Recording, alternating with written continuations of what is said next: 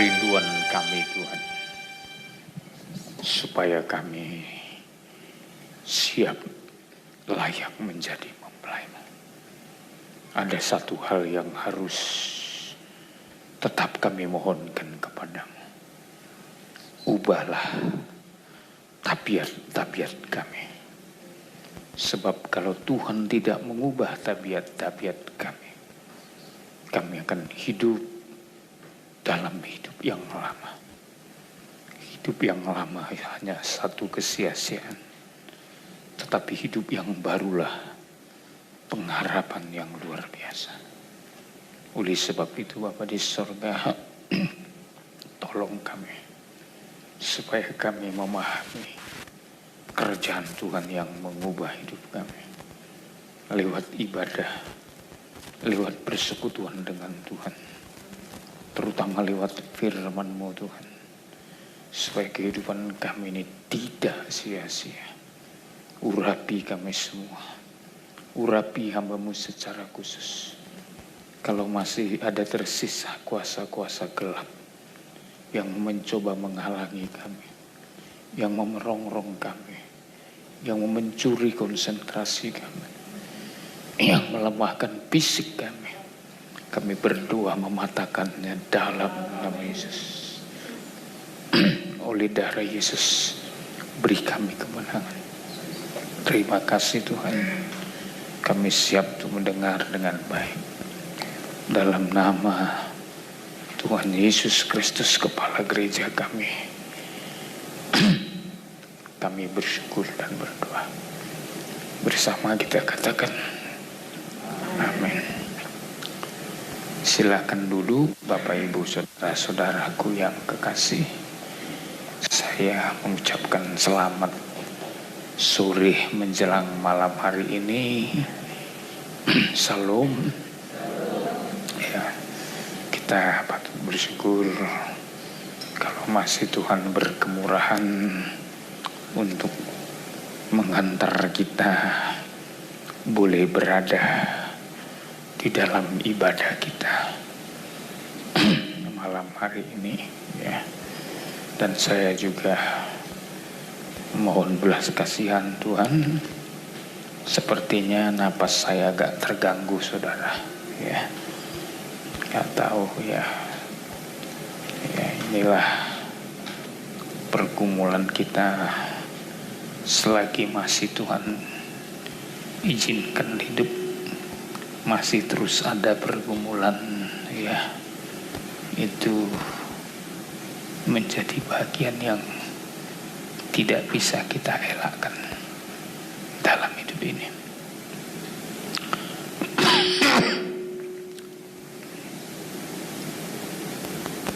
Saya harap saudara bisa menangkap firman Tuhan.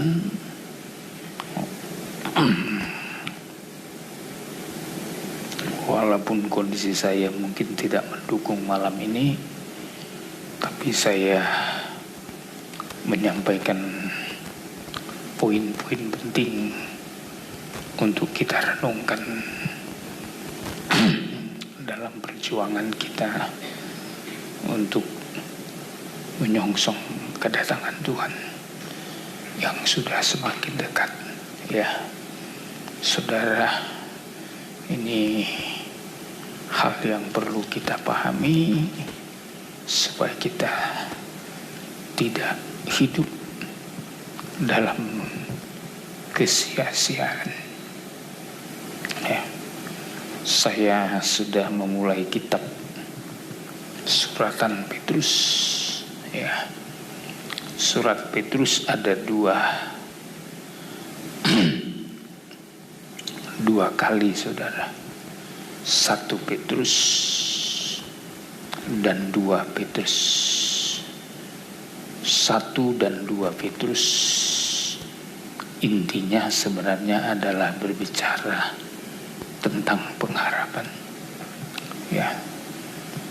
Kenapa saudara, ya, Petrus menulis yang menjadi topik pokok yang dia mau tekankan ke tengah-tengah umat Tuhan adalah soal pengharapan. Kalau di 1 Petrus pasal yang pertama, saudara, dia tekankan 3 poin penting. Pengharapan, iman, dan kasih. Ya, kalau dalam 3 poin ini saya dan saudara gagal, maka kita akan gagal dalam segala hal pengikutan kita kepada Tuhan. Saudara, yang terpenting dalam kehidupan Petrus, kalau kita baca suratan Petrus, 1 Petrus dan 2 Petrus, ternyata Tuhan berhasil mengubah hidupnya. Ya, Petrus berhasil diubah oleh Tuhan. Ya, kalau tadi malam saya sampaikan di Balui, salah satu kehidupan yang sangat-sangat perlu diubahkan dalam kehidupan Petrus adalah yang pertama, Petrus orang yang suka tawar-menawar. Sudah ikut Tuhan pun dia masih tawar-menawar. Dan yang dia tawar dari Tuhan adalah, kalau saya telah meninggalkan segala sesuatu, apa yang akan kudapat? Ya, inilah hal yang paling penting diubah Tuhan dari kehidupan Petrus. Ya, dia, saudaraku, mengikut Tuhan, tapi belum paham apa yang akan dia dapatkan. Ya, padahal ketika Tuhan memanggil dia untuk menjadi muridnya, sebenarnya luar biasa, ya, kemurahan Tuhan yang sudah dinyatakan Tuhan kepada yaitu Petrus. Ya, luar biasa. Ya, tapi kalau kita lihat dalam kehidupan Petrus, ternyata banyak hal yang harus diubahkan. Ya, banyak hal yang harus diubahkan. Yang terutama Petrus harus diubahkan dalam soal, yaitu pandangannya terhadap apa yang dia dapatkan kalau dia ikut Tuhan. Maka ini ditanyakannya di dalam Matius pasal 19, dimulai dari ayat 27. Ya, ini satu pertanyaan yang diungkapkan Petrus, dimulai dari ayat yang ke-27. Silakan, Pak. Ayat yang ke-27. Ya. Lalu Petrus menjawab dan berkata kepada Yesus, "Kami ini telah meninggalkan segala sesuatu dan mengikut Engkau. Jadi apakah yang akan kami peroleh?" Ini satu pertanyaan, waduh, sangat-sangat prihatin. Kalau sehebat Petrus, murid yang paling menonjol, belum memahami apa yang akan didapatkannya kalau dia telah meninggalkan segala sesuatu untuk mengikut Tuhan. Ya, ini satu pertanyaan konyol sebenarnya dari seorang rasul, dari seorang murid, saudara. Ya, nanti oleh karena hal yang seperti inilah Petrus harus diubah oleh Tuhan. Saya mau tekankan dulu malam ini, kalau orang tidak mau diubah oleh firman, akan diubah melalui penderitaan. Ya.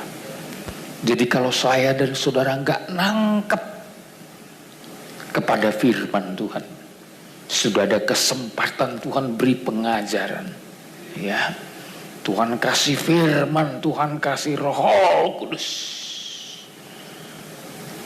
nanti satu kelak kita akan diperhadapkan kepada penderitaan agar bisa berubah. Ya, Petrus tidak mau berubah melalui firman, maka dia diizinkan Tuhan. Ya, nanti kita bahas saudaraku. Ya, karena Bible study tentang surat Petrus ini mungkin memakan waktu, kalau bisa tamat 1 tahun ini.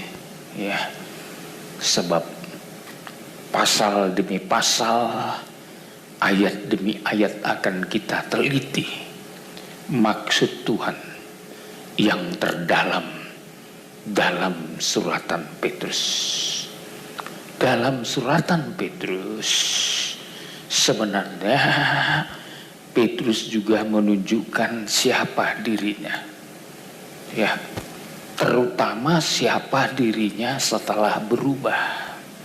Ya, ini yang sangat penting kita pahami.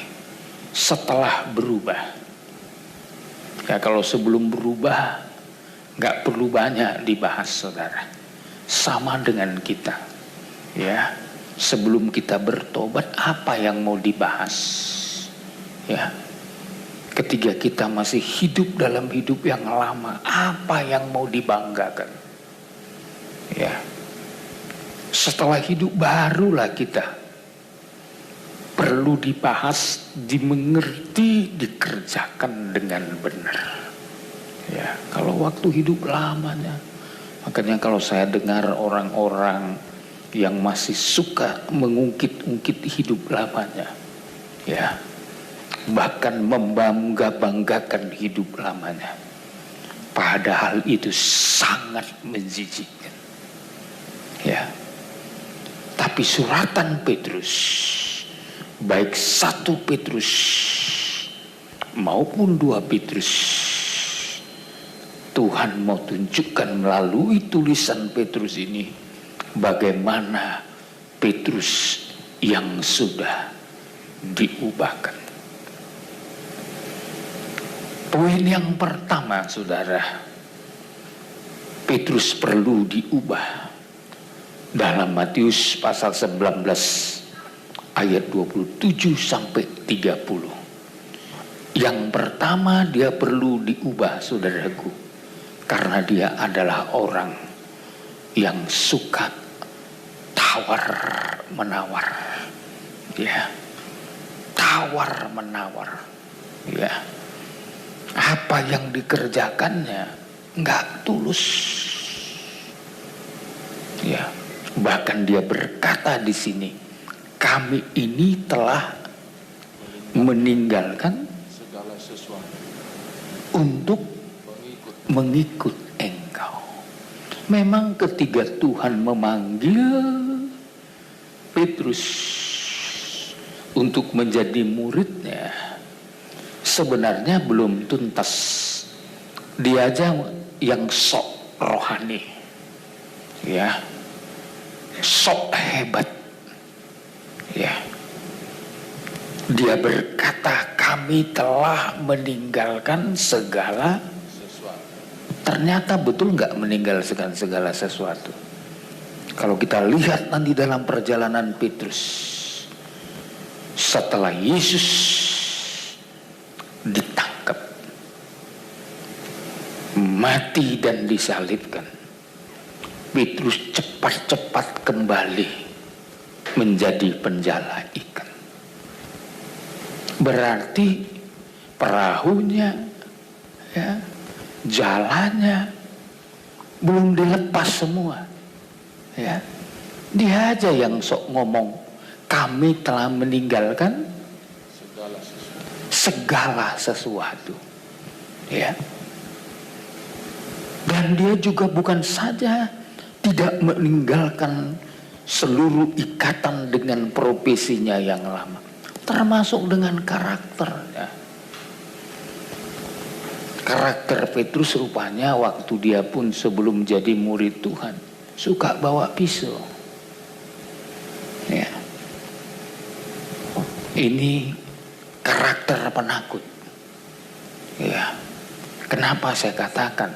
Sebab ketika Yesus ditangkap, ya, Petrus langsung mengambil pedangnya, pisaunya, langsung menyembelih telinganya Malkus. Ya. Dia aja yang ngomong, kami telah meninggalkan. Sebenarnya ini satu kebohongan, saudara. Ya. Makanya Petrus itu perlu diubah. Ya. Dari kehidupan yang penuh dengan kebohongan, dia harus diubah oleh Tuhan. Nanti kita pelajari lebih mendalam kenapa Petrus harus diubah. Ya. Dan bagaimana caranya Tuhan mengubah Petrus. Ternyata Petrus adalah manusia yang kurang menanggapi firman Tuhan dengan benar. Makanya dia susah berubah.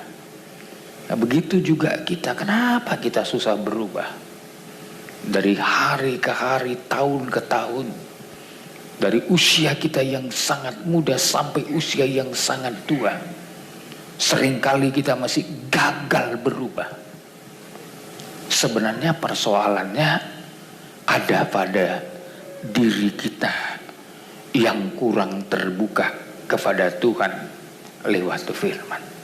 Ya, coba kita beri kesempatan firman Tuhan itu masuk dan mengubah kita. Pasti berkuasa, pasti mampu. Ya, jangan katakan saya tidak bisa berubah, saya tidak mampu lepas, saya tidak mampu melakukan. Yang ini saya mampu, yang ini saya tidak mampu. Sebenarnya Tuhan melalui firman-Nya sudah mengingatkan kita bahwa perintah Tuhan itu tidak berat, ringan. Ya, kalau kita mau lakukan dengan cinta dan kasih. Kalau kita tidak melakukannya dengan penuh kasih, berat loh. Ya. Beribadah aja berat. Ya. Kalau Anda bisa sukses sampai malam hari ini menjadi orang yang suka beribadah, itu karena Anda sudah ditolong Tuhan. Haleluya. Ada banyak saya tahu, apalagi ibadah Bible study semacam ini, pendalaman Alkitab. Kebanyakan gereja kurang suka, saudara. Apalagi yang ditampilkan pengajaran yang mendewasakan, menyucikan dan menyempurnakan. Ya, kalau bikin telinga enak-enak, banyak orang suka. Ya, makanya sekarang hamba-hamba Tuhan pun sudah punya fans sendiri. Ya, kalau penggemarnya banyak, waduh, apa aja yang dimomongkannya, sampai suaranya, wow-nya pun ditiru. Semua ditiru, saudara. Ya, tidak dicerna, tidak ada penolakan dalam hati. Padahal udah jelas-jelas di dalamnya tidak ada kebenaran firman. Hanya karena bisa mengecoh telinga, mengecoh hati, ya. Sepertinya ketiga diajak ketawa, dianggap kehidupan yang diberkati, ya. Padahal tidak ada tanda perubahan. Oleh sebab itu Petrus harus diubah dari yang pertama, suka tawar menawar, ya. Saya mau katakan kepada kita malam ini, sebelum kita berubah dalam hal yang lain, berubah dulu dalam poin yang pertama ini. Jangan tawar menawar.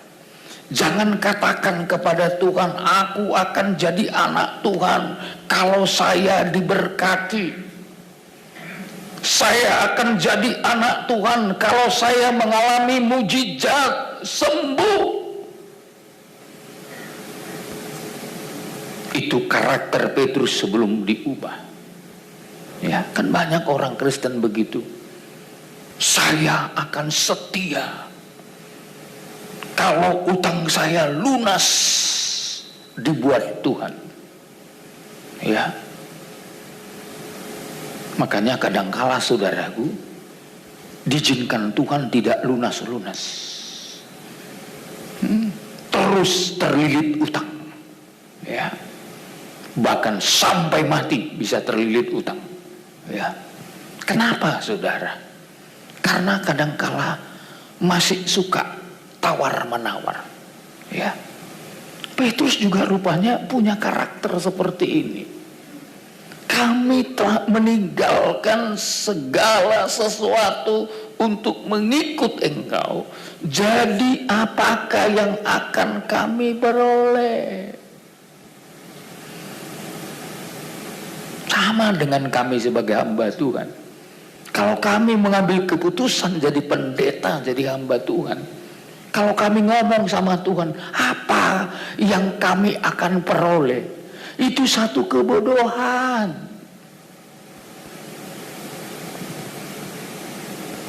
Sebenarnya hati Tuhan terluka mendengarkan kehidupan yang seperti ini masih tawar-menawar.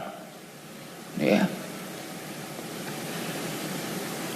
Lalu apa kata jawab Yesus? Ayat 28, Pak. Ayat 28. Ya. Kata Yesus kepada mereka, aku berkata kepadamu, Ya. sesungguhnya pada waktu penciptaan kembali, Ya. apabila anak manusia bersemayam di tahta kemuliaannya, Terus kamu yang telah mengikut aku akan duduk juga di atas 12 tahta untuk menghakimi ke-12 suku Israel. ya, sekarang Tuhan tunjukkan. Kalau yang pertama, Petrus harus diubah dari kehidupan yang tawar-menawar.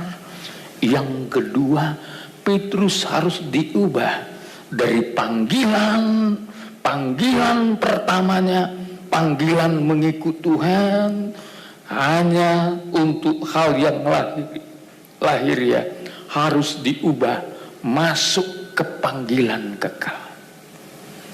Apa panggilan kekal itu? Aku berkata kepadamu, sesungguhnya pada waktu penciptaan kembali, apabila anak manusia bersemayam di tahta kemuliaannya, kamu yang telah mengikut aku akan duduk di atas 12 tahta untuk menghakimi ke-12 suku Israel. Artinya kamu akan diberi hak kerajaan sorga, bukan kerajaan dunia.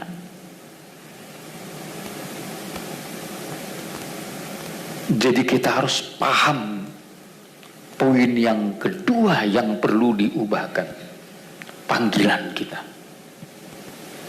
Panggilan hanya untuk mendapatkan perkara duniawi, kesuksesan duniawi. Kita perlu diubah masuk dalam panggilan kekal untuk memperoleh kerajaan, tahta kerajaan yang sudah ditentukan Tuhan. Selanjutnya, ya, ayat 29. Ayat 29. Dan setiap orang yang karena namaku meninggalkan rumahnya, saudaranya laki-laki atau saudaranya perempuan, bapak atau ibunya, anak-anak atau ladangnya, akan menerima kembali 100 kali lipat dan akan memperoleh hidup yang kekal. Waduh, semakin Tuhan celikkan mata rohani Petrus. Apabila orang rela meninggalkan rumahnya, saudaranya laki-laki, saudaranya perempuan, bapak, ibunya, anak-anak atau ladangnya, akan menerima kembali 100 kali lipat. Sebenarnya Tuhan itu artinya ingin kita mengikut Tuhan, diubahkan dulu cara berpikir kita. Jangan cara berpikir duniawi. Jangan kita anggap rugi meninggalkan rumah kita, meninggalkan saudara kita, meninggalkan bapak ibu kita, meninggalkan anak-anak atau ladang. Tapi sebenarnya Tuhan berkata, kau nggak akan rugi. Aku siap memberikan gantinya 100 kali lipat. Ya. Apa saja yang kita korbankan.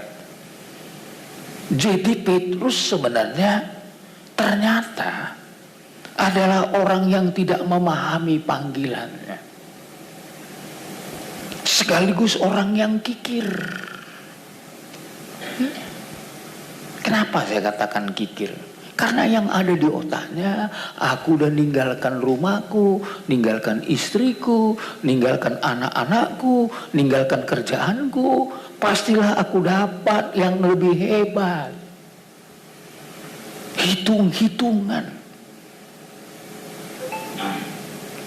Padahal sebenarnya Tuhan ingin memberikan kepadanya yang terbaik, lebih daripada yang dia hitung. Orang kalau hitung-hitungan itu tandanya kikir, saudara. Kalau kita hitung-hitungan baik dalam berkorban, itu menunjukkan kita masih berat memberi. Petrus tipenya itu. Tapi Tuhan berkata apa? Siapa yang karena nama Tuhan meninggalkan rumahnya, saudaranya, bapaknya, ibunya, anaknya, ladangnya, akan menerima kembali. Ini belum sorga, belum. Ya. Kalau disebut 100 kali lipat itu berkat yang sempurna.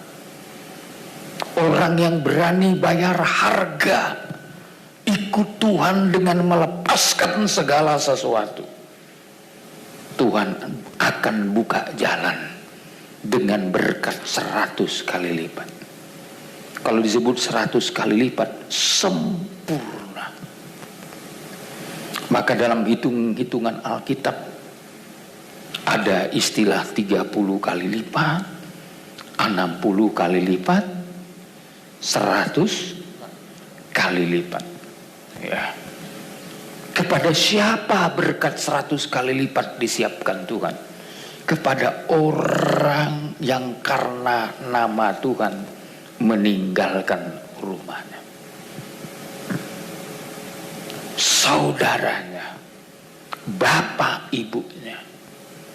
Yang dimaksud meninggalkan ini, saudaraku, tidak mengutamakan mereka ini lebih dari panggilan Tuhan.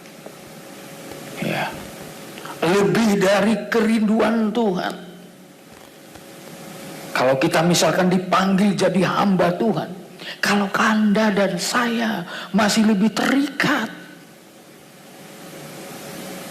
kepada hal-hal yang lahiriah, kepada rumah, kepada saudara, kepada bapak, kepada ibu, kepada anak, kepada ladang, sehingga membuat kita tidak konsen melayani Tuhan. Ini yang dikoreksi oleh Tuhan. Ya, saya selalu mengajar jemaat kita, kalau sudah waktunya ibadah, tutup tokonya. Ya. Apalagi usaha sendiri, perusahaan sendiri, ngatur sendiri, itu mengganggu kita, membuat kita tidak dapat berkat 100 kali lipat. Ya, bukan karena kita jagai seminggu full lalu kita akan lebih sukses dari yang lain. Belum tentu. Mungkin Anda menjaganya 1 kali 1 minggu, tapi berkatmu lebih dari 1 bulan. Kalau Tuhan yang menyediakan. Ya. Artinya jangan terganggu dalam panggilan kita. Baik panggilan beribadah maupun panggilan melayani Tuhan, harus nomor 1. Haleluya. Harus nomor 1. Kalau masih yang lain-lain, berarti kita masih tipe Petrus yang belum diubahkan. Tipe Petrus yang belum diubahkan. Sekali lagi, hal inilah yang paling penting diubahkan dalam kehidupan Petrus. Sebelum kita bahas lebih jauh tentang apa-apa kehidupan Petrus yang sangat perlu diubahkan. Tadi saya katakan, kalau orang tidak mau diubah lewat firman, diubah lewat kuasa Roh Kudus, diubah lewat ibadahnya, maka ada risiko. Sekali lagi saya mau tekankan, risikonya Tuhan akan mencoba hidupnya diubah lewat penderitaan. Kehidupan orang yang diubah lewat penderitaan gak gampang. Kalau kita setelah menderita masih mau berubah, bagaimana kalau setelah kita menderita kita jadi binasa? Kita akhirnya jauh dari Tuhan. Maka suratan Petrus ya mengingatkan kita, ya, kalau kita nggak mau diubah lewat firman, harus diubah lewat penderitaan. Yang pertama dulu kita perhatikan 1 Petrus pasalnya yang kedua, ya. Saya masuk dulu dalam 1 Petrus pasalnya yang kedua. Coba ayat 19. Ayat 19. Ayat 19. Ya. Sebab adalah kasih karunia jika seorang karena sadar akan kehendak Allah menanggung penderitaan yang tidak harus ia tanggung. Ya. Jadi kalau kita tidak mau cepat terbuka terhadap firman Tuhan, kita harus sadar. Bagaimana caranya untuk sadar? Tuhan mengizinkan kita menanggung penderitaan yang tidak harus kita tanggung. Seharusnya saudara tidak perlu menanggung penderitaan itu, tapi untuk menyadarkan saudara terhadap kemurahan Tuhan, terhadap kebaikan Tuhan, maka diizinkan. Diizinkan datang penderitaan yang sepatutnya Anda tidak perlu tanggung. Banyak hal yang sepatutnya Anda tidak perlu harus miskin semiskin-miskinnya. Tapi karena Tuhan mau menyadarkan kita supaya kita kembali kepada Tuhan dan mengandalkan Tuhan dan berharap kepada Tuhan. Tuhan izinkan kita berkekurangan sekurang-kurangnya. Kalau hari-hari ini sudah hampir nggak ada lagi seperti zaman saya dulu baru hamba Tuhan.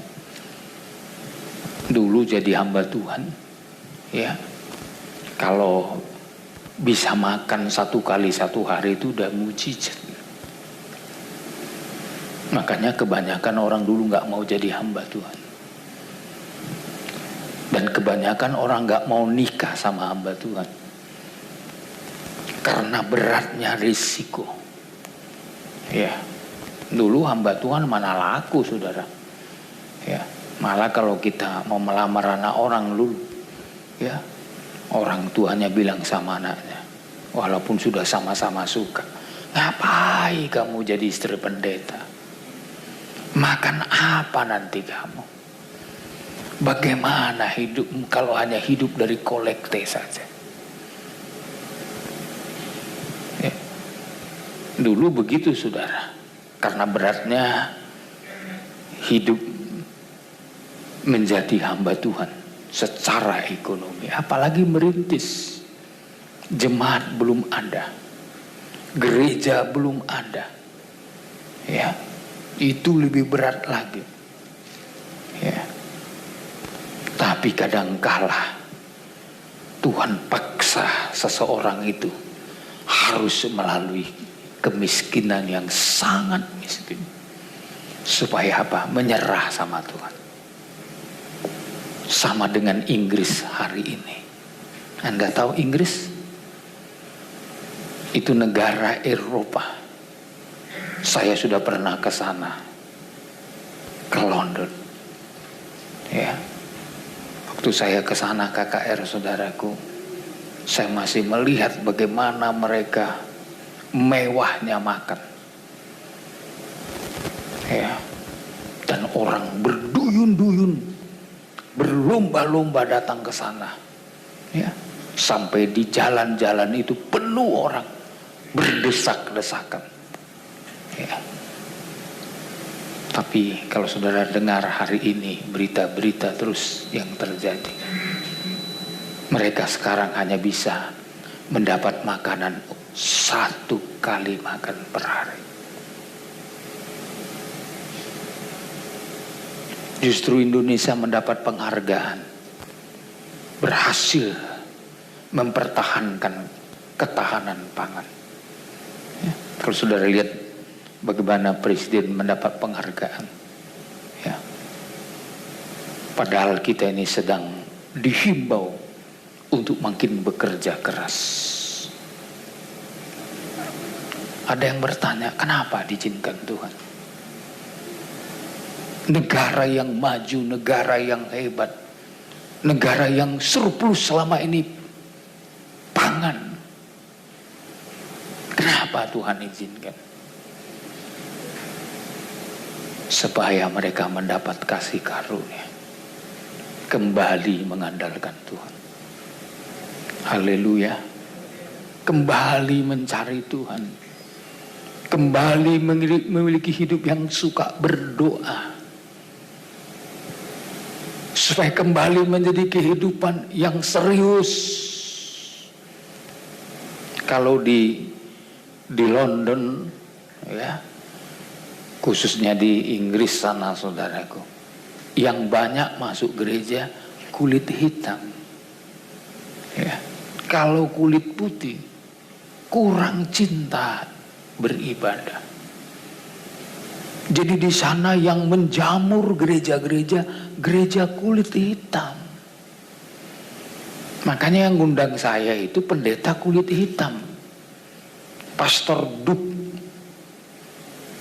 Ada beberapa pastor, ya, yang mereka, saudara, begitu antusias beribadah.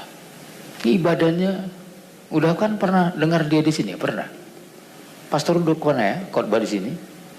Kalau nggak salah saya pernah. Kalau nggak pernah, nanti bulan Oktober saya suruh singgah di sini sebelum berangkat ke Medan.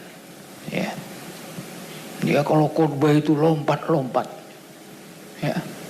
Di gerejanya saya ya ibadah sampai mau pingsan saya kecapean. Ibu-ibunya, waduh, putar sana, putar sini. Ya. Tapi akhirnya saya khotbahnya sedikit. Saya bilang kalian tidak mau lagi saya gini. Khotbahnya dikasih 20 menit, pujiannya 2 jam setengah. Ya, nggak seimbang saya bilang. Harus seimbang.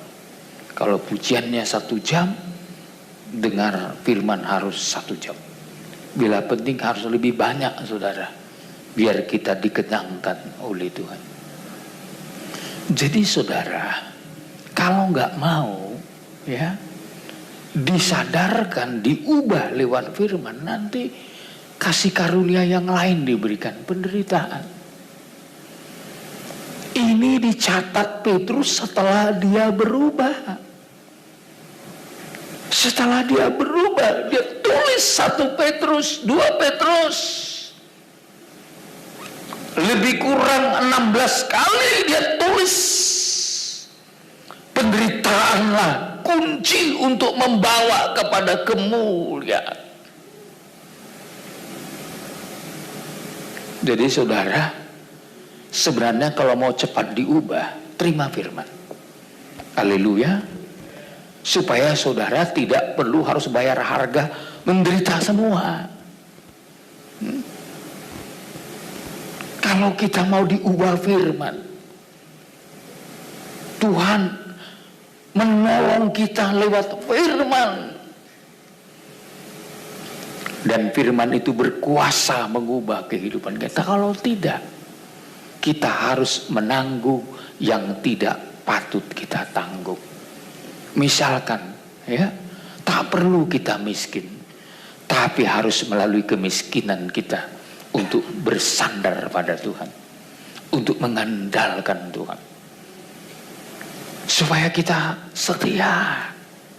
Ya, coba kalau ada pencobaan, ya, apalagi pencobaan itu sudah menyangkut nyawa kita, ya, menyangkut kehidupan kita, ya, menyangkut kebutuhan kita yang terutama. Waduh, saya yakin cara kita memanggil Tuhan pun pasti beda.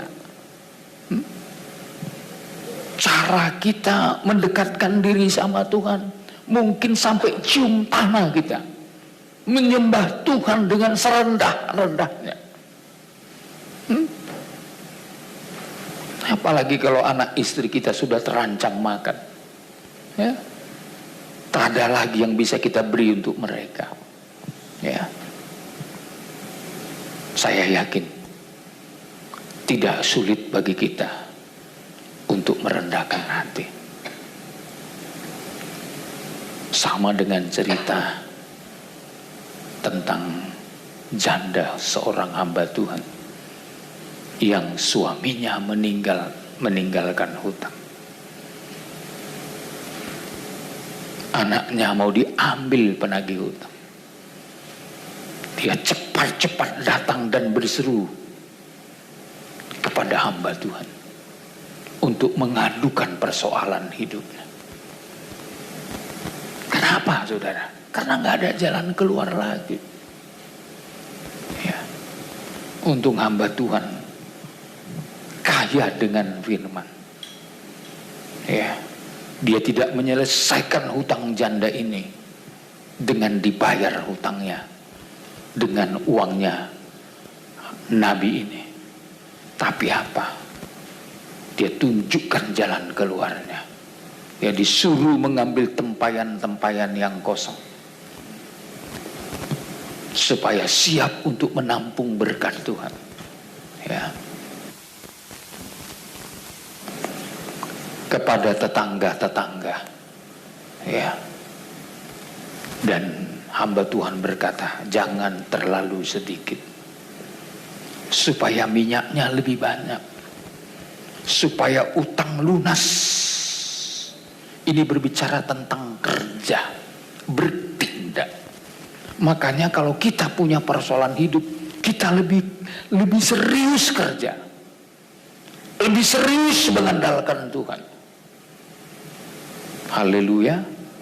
Kan karena merasa makannya dia. Bisa malas-malas, makan juga. Coba nggak ada di rumahnya apa-apa. Apalagi anaknya masih bayi, masih butuh susu, butuh makan. Kalau nggak nangis. Ya. Saya dulu awal-awal anak-anak saya masih kecil-kecil, kami dengan ibu seringkali harus meneteskan air mata, ya, karena nggak mampu bawa anak berobat, nggak mampu beli susu anak-anak, ya, karena seizin Tuhan demikian, ya. Namun saudara, di tengah-tengah ketidakmampuan itu justru membuat kita menyerah kepada Tuhan. Menyerah kepada Tuhan. Ya. Sakit pun gak bisa dibawa berobat. Ya. Kalau saya ingat anak saya yang dipanggil Tuhan, seharusnya dia sudah meninggal umur 1 tahun. Ya. Seharusnya. Karena saya bersama istri tidak mampu membawa berobat. Ya. Dia sudah tidak bisa makan. Ya, tidak bisa tidur. Ya. Tapi satu kali saya pulang dari kerjaan, anak saya ini menyanyi. Nyanyi dia itu. Umur 1 tahun. Ya. Saya masih ingat sampai hari ini lagunya. Yesus, Yesus Tuhan, mulia namamu,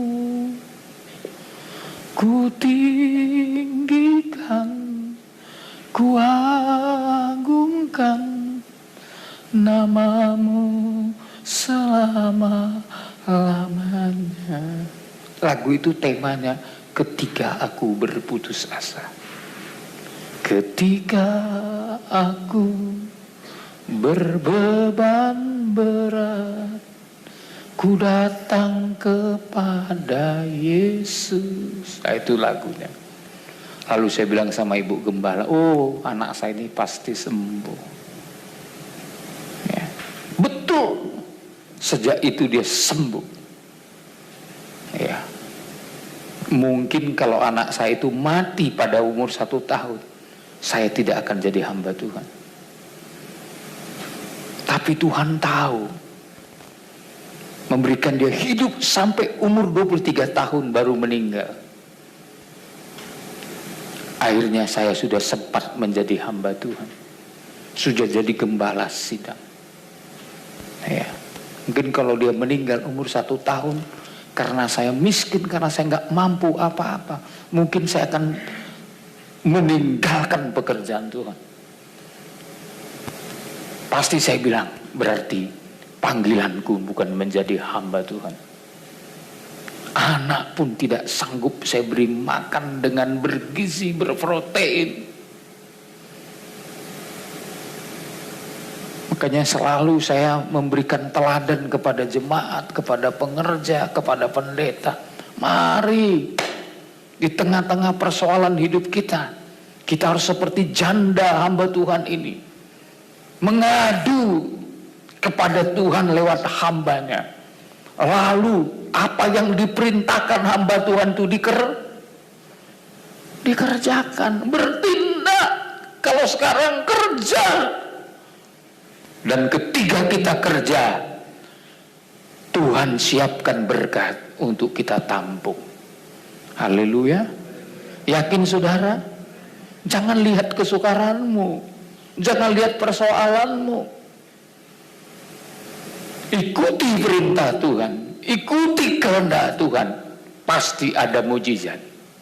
Gak masuk di akal lo, minyak dituangkan ke tempayan. Ini minyak ini kan sedikit, tapi waktu dituangkan jadi ngalir terus, gak habis-habis. Gak masuk logika. Tapi ini gambaran kalau kita bekerja, maka Tuhan alirkan berkat dari sorga. Haleluya. Pasti. Kan gak masuk di akal. Tuang penuh angkat, tuang penuh angkat, tuang. Sampai semua tempayan habis, sudah penuh semua. Berhentilah minyak itu. Karena gak ada lagi tempat menampung. Udah Makanya kalau Anda udah kelimpahan, hati-hati. Tuhan bilang, berhenti. Jangan kau aja, yang lain pun perlu ditolong. Haleluya. Makanya dalam bisnis gak perlu bersaingan. Gak perlu saingan, saudaraku. Kalau Anda dapat misalkan 1 juta hari ini, ya, kalau itu berkatmu, terima dengan ucapan syukur. Gak usah melebihi target-target yang saudara tentukan sendiri. Biar orang lain juga diberkati. Haleluya. Dan bilang sama Tuhan, Tuhan, aku kebutuhanku misalkan 2 juta 1 hari harus untuk. Boleh kita minta sama Tuhan, bukan nggak boleh. 2 juta. Karena banyak hal yang harus kulunaskan. Tapi kalau udah dapat 2 juta sesuai dengan kebutuhan, nggak usah langsung kepingin lebih lagi, supaya ada stok ke depan. Kalau Anda punya stok, Anda kurang berharap sama Tuhan. Lihat aja orang kalau ada uang, ya, doanya pun haleluya, haleluya, amin, terima kasih, selesai. Coba nggak ada mau dimakan, Tuhan, mengalir tetesan air mata, ya, bukan hanya air mata dengan ingus ketemu. Karena banyaknya pergumulan. Ternyata Petrus, dia mengalami keubahan lewat penderitaan. Di ayat 20, mari. Yang kedua, ayat 20. Ayat 20. Ya. Sebab dapatkah disebut pujian jika kamu menderita pukulan karena kamu berbuat dosa? Ya, terus. Tetapi jika kamu berbuat baik dan karena itu kamu harus menderita, maka itu adalah kasih karunia pada Allah. Intinya kasih karunia itu mengubah. Poin yang kedua, kadangkala justru kita tidak berdosa, masih tetap diubah oleh Tuhan. Haleluya. Jangan bilang, wah kan orang berdosa aja yang perlu bertobat, orang berdosa aja yang perlu diubah. Enggak. Kita pun, Petrus sudah rasul, harus diubah oleh Tuhan. Dan inti untuk mengubahkan hidupnya, kembali saya katakan, penderitaan. Pasal 3 dulu ayat 14. Ya. Ini poin yang ketiga. Pasal 3, 1 Petrus 3 ayat 14. ya.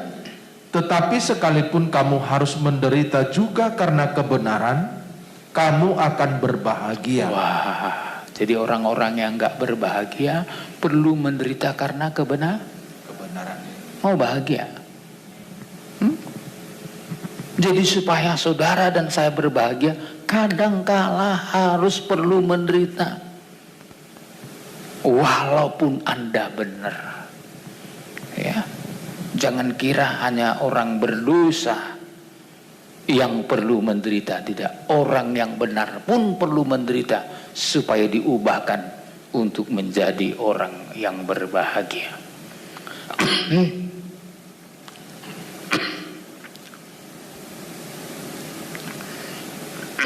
Kiranya Tuhan menolong kita semua. Haleluya.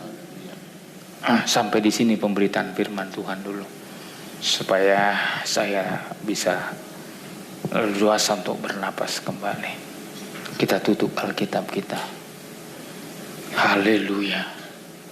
Kita bersyukur sama Tuhan. Kita berterima kasih kepada Tuhan. Haleluya. Mari kembali kita datang pada Tuhan, kita syukuri kebaikan Tuhan.